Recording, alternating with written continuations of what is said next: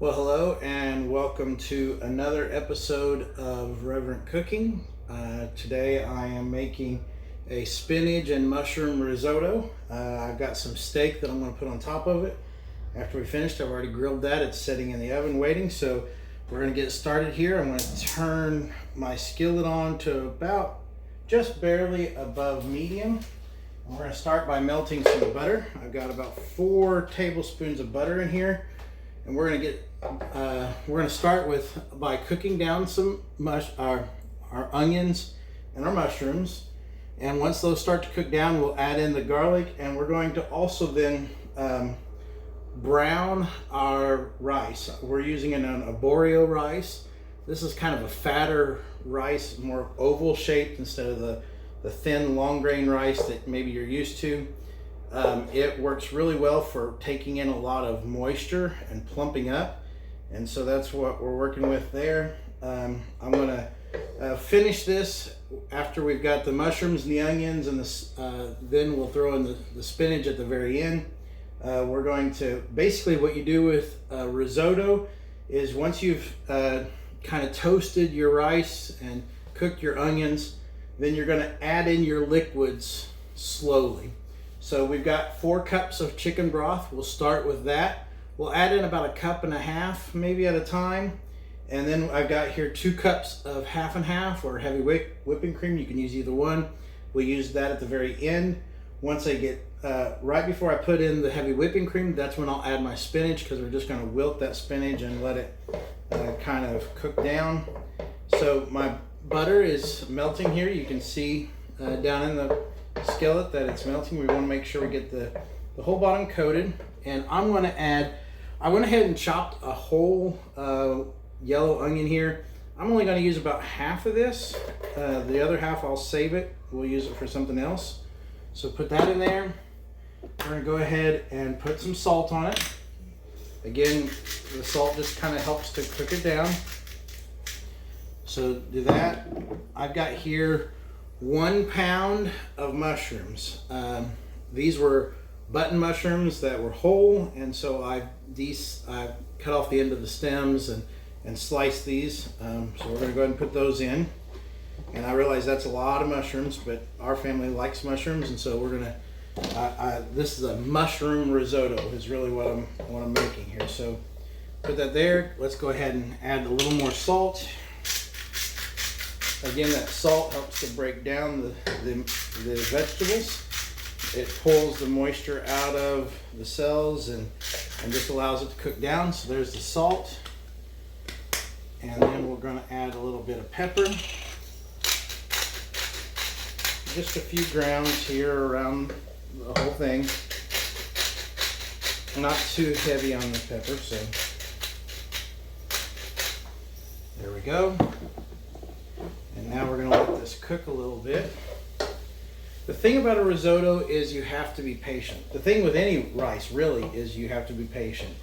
And I have to admit that I'm not always patient enough. Rice was something that I struggled to cook for a long time. I just wasn't very good at it. I think I tried to use too high of a heat with not enough time, and so it really did not work as well.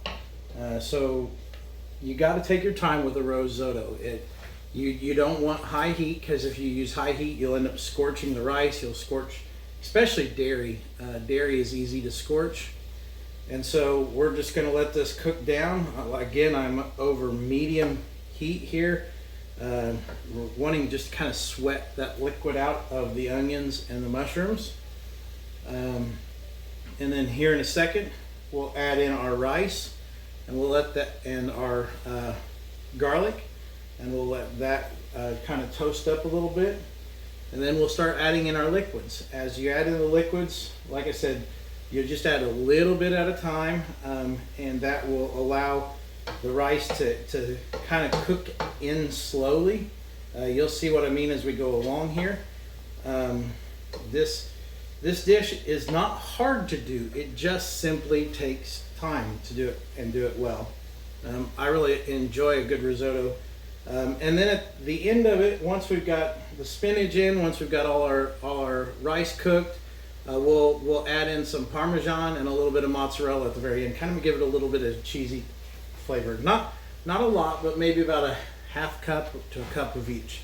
So we'll see what it turns out to be. I've got my lid standing by because realistically, well, actually, to be honest with you, I probably don't need the lid for this, because part of what you're wanting to do is for the rice to take up the flavor of the liquid you're using. That's why we're using broth instead of just a water. So I probably won't need my lid, but I've got it just in case, and we'll go from there. So my mushrooms are starting to sweat. I'm starting to see some liquid come out. I don't know that you can see it from there. The onions are starting to turn translucent. They're going from kind of that white color. I know they're technically a yellow onion, but that's more to do with the color of the dried skin on the outside. So they're going from a white to almost a clear. Let me see if I can kind of show you one. So see how that's kind of becoming clear? That's about where we want it. We just kind of want to start to cook the liquid out, and we want our mushrooms to kind of break down. We want them to be about, right now they're about 2/3 the size they were whenever I started. So I'm going to go ahead and add my rice. And again, we're trying to toast this rice, so I'm going to stir it up and stir it in here and let it start to toast a little bit. Toasting the rice adds another layer of flavor. You could probably make the risotto without doing this, but this just kind of deepens that umami flavor. Traditionally I was taught that there are essentially 4 taste buds. There's salt, sweet, savory, and sour. A lot of people in Asian cultures believe there's a 5th flavor. It's umami. It's kind of the flavor. A lot of people describe this more as kind of an earthy taste. It's in a lot of meats, especially red meats. Umami's something that's in mushrooms. You get that a lot. You have a little more umami in like wild games as opposed to like venison over beef. Venison's going to have a little more umami flavor than beef will, and so on. But this is spinach has a good umami flavor in it as well. So these kind of all blend together. That's why you see a lot of spinach and mushrooms together. So my mushrooms are cooking down a little bit more. More of my onion has turned translucent. So I'm going to go ahead and add in the garlic. Again, I'm using my garlic press here. And again, this is one of the few unitaskers that we have in our kitchen. Almost everything we have we can use for multiple purposes, but basically I'm sure you could use this for other purposes. I guess if you really wanted to just like mince like a small, like a pearl onion or something like that. I've already pre-peeled these garlic cloves. I'm using basically the equivalent of 2 large cloves in this. I want a little bit of that garlic flavor. It's going to add to the umami, but I don't want to overpower. I know I've said in a lot of my previous videos how I really like the garlic flavor, but this is one area where you can absolutely overpower the dish with garlic, and that doesn't taste as good. So rinsing out my garlic press here. Just want to make sure that whenever I have to do dishes later that it's not terribly difficult. So we're toasting our rice. It's starting to stick just a little bit, and so we're doing that. The mushrooms and the onions are cooking down. The garlic is starting to cook with it. So we're just gonna kind of keep this going, and we're gonna let the rice, like I said, brown a little bit. We got the mushrooms cooking. The onions are cooking down, and we're about to that stage where we're going to start adding in our liquid. Like I said, we're going to start with the chicken broth first and try and, well, maybe if I can open it. There we go. This is just a boxed store-bought chicken broth. Like I said, I don't tend to make my own broth, but I know some people who do, and it adds a lot of extra depth. Because you can kind of add layers of flavor to your broth.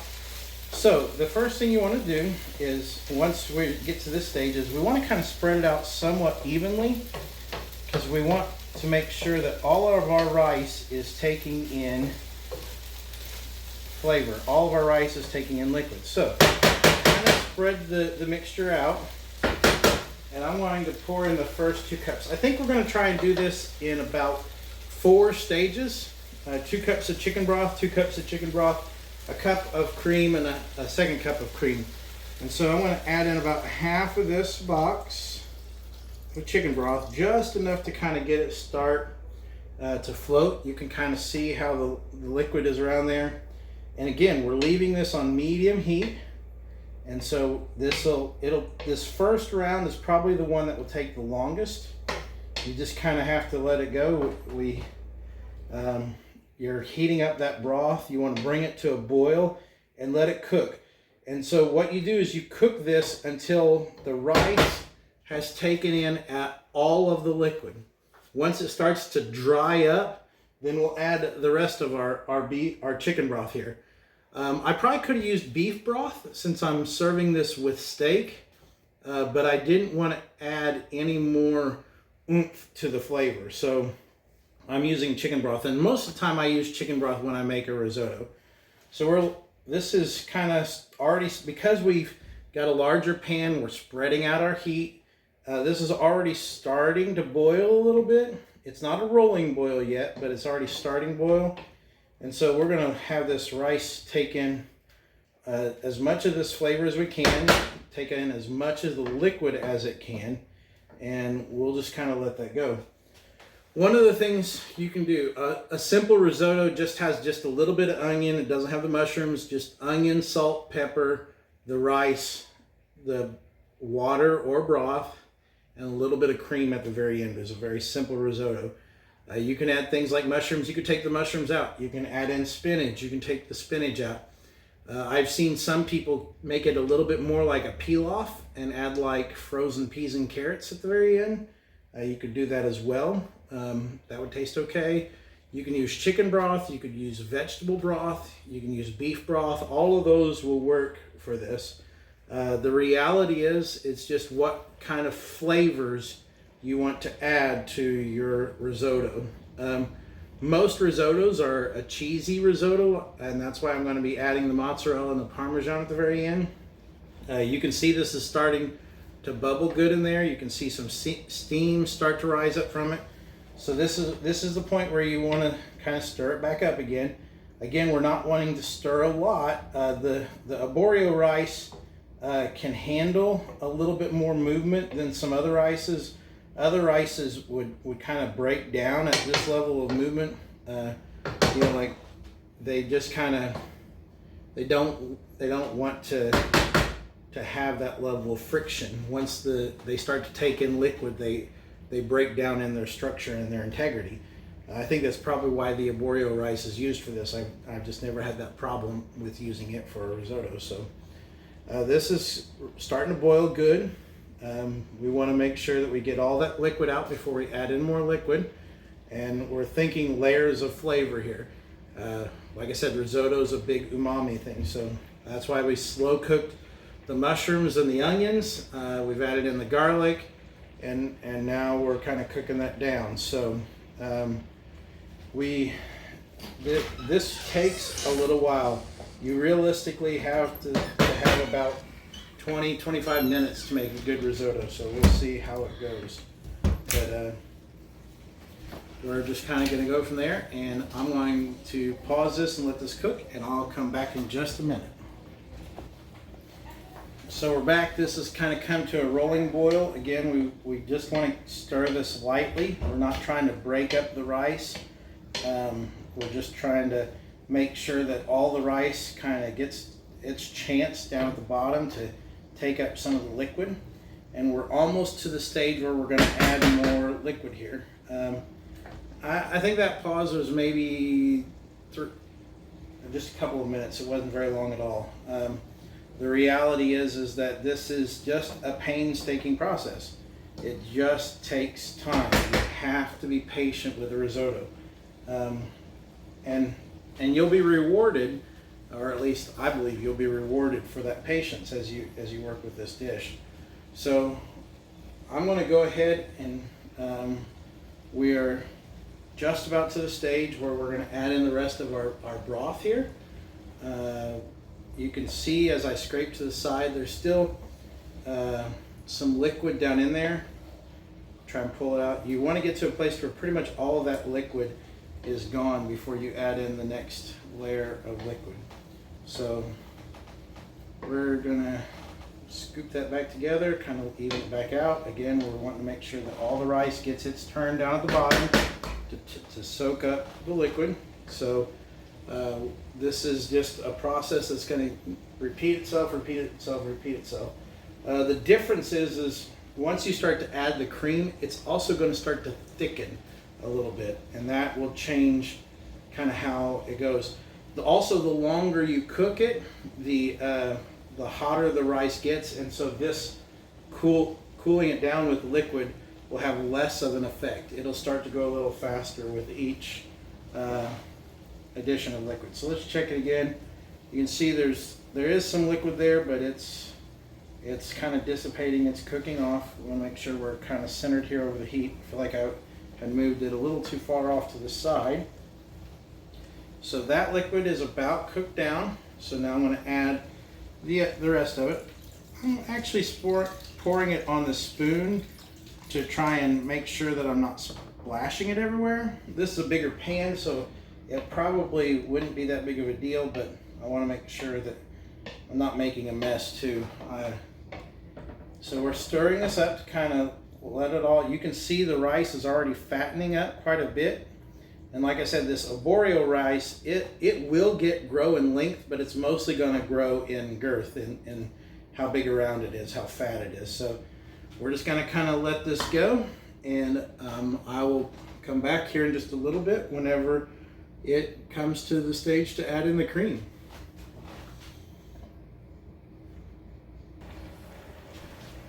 Okay, this is returned to a rolling boil, and it's been cooking now for about 4 minutes, and we're just going to kind of stir this now that it's come to this rolling boil. Again, we want to make sure that the rice doesn't stick to the bottom. We're just trying, and you can see that the rice has already gotten a lot fatter as it's taking in that liquid. As it boils, it opens up kind of like pores, and it sucks in the liquid as it's cooking. That's why it's getting bigger. So we're just kind of letting this stir. We're about ready to the stage where we're going to do our first batch with cream. Once we do that, once that cooks in, then we will add the spinach, and then we'll add in the last of our cream, and we'll finish it off with our cheese on top. So, and then when I plate it here in a little bit, I will be adding in the steak on top, just kind of slicing that up into nice little strips and putting it on top, making a nice pretty dish here. So this, again, you can see this is already starting to get a lot fatter. And so we're just trying to make sure that the rice takes in all the liquid. The next couple stages will go a lot faster, partially because I've let my cream kind of, as it's been sitting here, it's come up to about room temperature. And also all of this mixture has gotten hotter, so the liquids are not going to cool it down as much to slow down the cooking process. So we're just kind of stirring it all the way around. Again, we're not trying to chop it, we're not trying to break it up, we're just trying to let the rice kind of stir around so that it all has its turn to take up liquid. And again, you can see how much it's still kind of pulling back. It's not quite taken in all the liquid yet, but we're just about there. This is, like I said, this dish requires patience, but it's not difficult. It's just a matter of patience. And I may actually turn my heat back down a little bit here because I think it's probably cooking faster than what I would really like for it to. So here we go. We're just kind of going to let this cook. And we're at the stage now to where I feel like it's taken in enough of the liquid. I'm going to use about half of this cream. It's about, it might be a little bit more than half, but we're going to see how it cooled it down, and now it's not boiling like it was. We're going to bring this back up to a boil and start to cook that down. Here in a second, we're going to add in our spinach and let that cook and wilt in. And in fact, I think I'm going to go ahead and do that. We're just going to go ahead. This is just packaged spinach here. I'm going to take probably about 2/3 of this and just kind of toss it in. This will do two things. One, it's going to kind of block some of the heat in and keep it back down into there. Two, it'll help to cook the spinach. I'm going to leave enough of the spinach to add with maybe some eggs in the morning for Melissa for breakfast. I know she likes spinach and mushrooms and eggs. So we're going to stir this spinach in, and you got to watch what you're doing because I just splashed some out here on the stove. So we're cooking down our spinach and letting it kind of wilt in the heat. And then we'll add in the last of our cream. We'll put in the cheese on top, and we will finish this up. So this is getting close to the end. And it's interesting, as the spinach cooks, you can kind of smell the spinachy flavor come out. That's that umami flavor coming out in it. And it's that earthiness that spinach and mushrooms have. This is, even though there are quite a few calories, since we're using the chicken stock and we're using the cream, this is still a pretty healthy dish as it goes. Of course, rice has a lot of calories, but they're not bad calories. It was probably back when I was in seminary. I remember someone saying something, and I had forgotten it until just now, that there are good calories and there are bad calories. Calories are not bad in and of themselves. We need calories. We need that energy in our body in order to just survive. That's why they say, like for the average adult female, you need at least 1,200 calories just to survive the day. Now, granted, if you won't take in less than that, you stand a chance to lose some weight, but your body could also go into a starvation mode and keep it. For the average male, they say about 2,000 calories. And again, you could take in less than that, but if you aren't careful, your body will go into starvation mode and it will just hold it in. And so you've got to have calories to live. That's how they measure energy, is by calories. The problem comes in if you've got a 2,000 calorie diet and then you eat 3,000 calories. Most people do not live an active enough life to counterbalance that extra 1,000 calories that are in there. So if everyone has to have calories, then part of the question is, what kind of calories do you take in? What kind of calories are good? You want to take in calories that bring in lots of nutrients, the materials your body needs to build and repair itself, and so you know a lot of fruit. That's why they say a lot of fruits and vegetables are good. I've read some studies that say most people are designed to take in one of 3 different kinds of starches. And you could almost make the case for 4 different kinds of starches. You look at kind of the bread baskets of civilization. You have the Americas, they take in corn. Corn is one of their primary starches. You have the Middle East, and that's wheat, breads, pastas, those kind of things. You have the East, and they take in, their primary starch is rice. And I would almost build a case that you could even talk about the northern tribes, the Germanic and Baltic regions, and even Russian tribes, and they primarily used potatoes. The problem with the American diet is a lot of times we eat all 4 of them, and we don't just eat a little bit of all 4 of them, we eat a lot of all 4 of them. And so you just need to watch how many starches, what kind of starch you take in and how much starch you take in. So you can see now our spinach is completely wilted. It's down in here. It's our cream is just about all taken in. And so you want to kind of let's spread this back out and let it finish. And then we're going to add in the last of our cream, and then we will finish off with our cheese on top. So I'm going to go ahead and add in the last of my cream and let this return to a boil again. Stir this up. And while it's doing that, I'm going to get out my plates. I'm going to get out my steak. I'm going to go ahead and slice that up so that we can have our finished product. And so we are just about done. So stir this up, bring this back to a boil. We're going to go ahead and get down a couple plates. Go ahead and pull out my steak here. Take one of these out.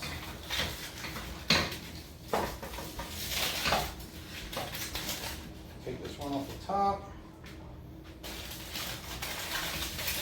Close this back up. And what I'm going to do here for this steak is I'm going to cut it in half.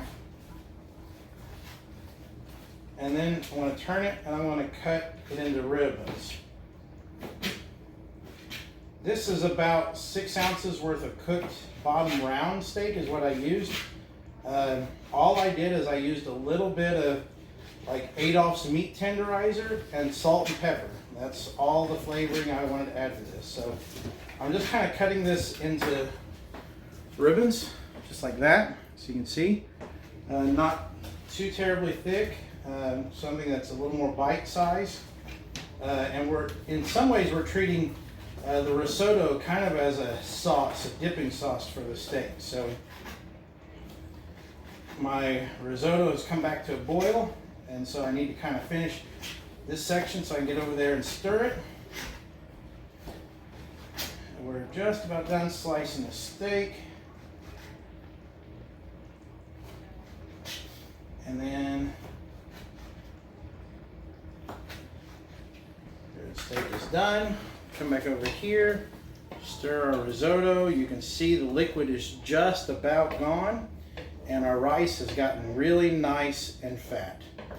So we're just about finished here. We want to let the rest of this come out, and then I'm going to add in some of this pre-shredded Parmesan, and we're going to go from there. So, oh, if I don't make too much of a mess first. So we're kind of cooking this final stages here. We're just about done, and we are coming in here. So we want to let all this liquid cook off, and I'm going to go ahead, and as it is finishing up, we're going to use, this says it's got about a cup and a half in here, so we'll just use about half of this package, and we're going to kind of sprinkle this in, and this will do the final thickening. There we go. It's about a cup and a half. And again, like I said, baking is a science. You almost have to be far more accurate when you're baking. Cooking is an art. It's far more about the flavors you like, the profiles you like. Do you like it more thin and runny? Do you like it a little more thick and creamy? It's more about how you like it and what your tastes are. So we're kind of finishing this up. This is just about done. I want to go ahead and put up my cheese. I don't think I'm going to add in any mozzarella, so this is just about done.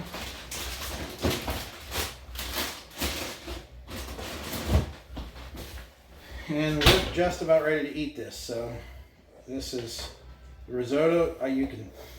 I can smell the cheese now that I've added that in there. It really kind of changed that flavor profile one more time, just a little bit more. So this is cooking down. We are just about finished here. The whole thing takes about a half hour to make a good risotto.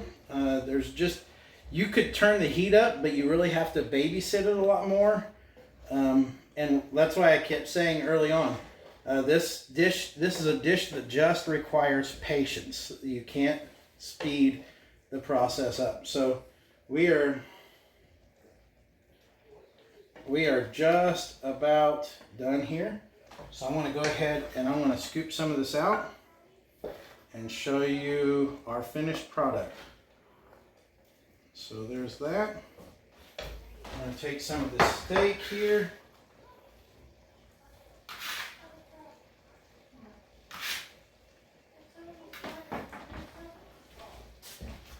And there you go. Steak with spinach and mushroom risotto.